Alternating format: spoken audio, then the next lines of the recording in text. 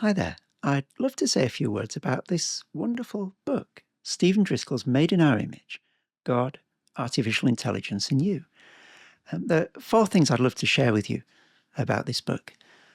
First of all, it had me at biblical theology.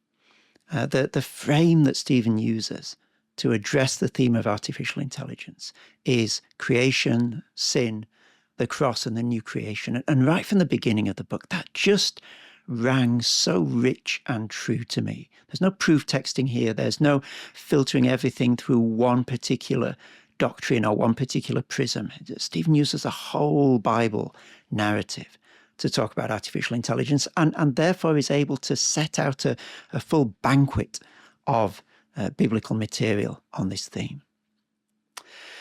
And in so doing, I think this is definitely a book about artificial intelligence, but it's also a book about how to read culture through the Bible. And Stephen is offering us a model with the example of artificial intelligence of how to use the Bible storyline to make sense of topics that the Bible itself doesn't speak about. And it is really precious for that. It's teaching us Christians how to think, as well as suggesting what we might want to think about artificial intelligence.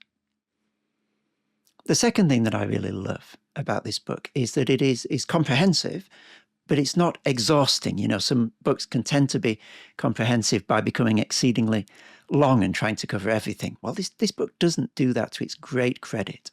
But it does, I think, cover the really key questions about AI, which, as far as I can make out, and I think as far as Stephen sets them out, there's what does AI do?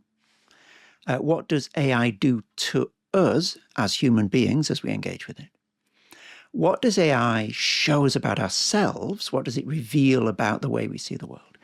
And I hadn't really thought of this one before I read the book at all, what big questions does AI raise and force us to answer in a way that we haven't had to answer until recently?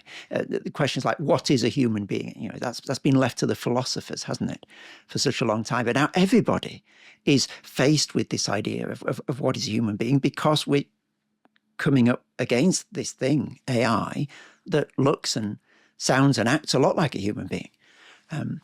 And there's this lovely passage where Stephen says that these questions are no longer just asked by people in worn sweaters. I can't possibly think who he's talking about there, who these people might be. The third thing that I really love about this book is that it neither gives us an optimistic nor simply a pessimistic take on AI, but it's not uncommitted, it's not wishy-washy either. It is careful, but it's clear. It's nuanced, sure, but it's incisive. It takes a stand on certain issues. And the fourth thing that I would really commend about this book is that it doesn't fall for what I think is a real danger for Christians when it comes to AI, which is what we can think of as a humanity of the gaps approach.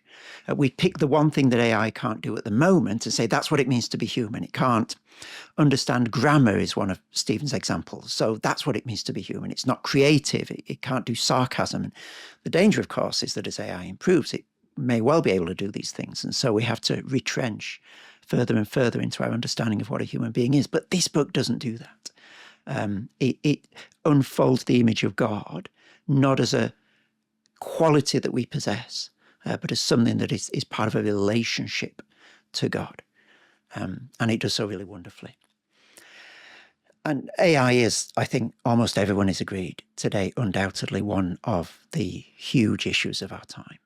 And this is a wonderfully clear and refreshingly direct and just beautifully written primer on this huge issue. It's really helpful for Christian parents, pastors, parishioners, not only to see what's coming around the corner at us, but to be prepared for it with biblical wisdom. So bravo, Stephen. I think it's a wonderful book and I wholeheartedly commend it.